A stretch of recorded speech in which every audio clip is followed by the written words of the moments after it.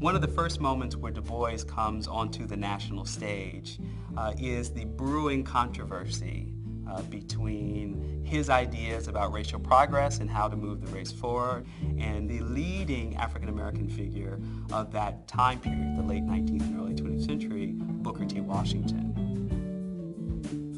In the beginning, they agreed on many points about the importance of education and moving the race forward. It turns out, though, that because Du Bois was northern-born and had access to some of the best schools in New England and really was encouraged to think broadly, it's been part of his elite graduate education being trained in Berlin, working with Max Weber.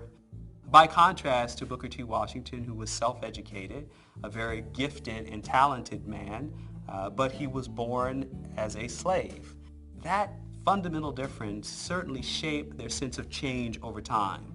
The life that Booker T. Washington eventually led as the leading, most recognized figure of African American society meant that his expectations for what the white race was willing to do on behalf of black people were very different than a Du Bois. You could say Du Bois was a utopian idealist in some respects, and Booker T. Washington was a pragmatist, better known as an accommodationist. And so it set up an ongoing debate.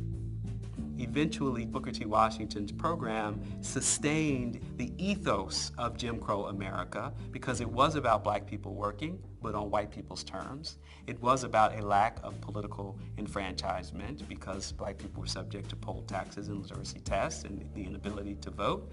And it was ultimately about a form of second-class citizenship that was segregated America. In this regard, Du Bois did see that real change, fundamental change, living up to the real promises of racial democracy in America, depended upon agitation, depended upon a grasp for power.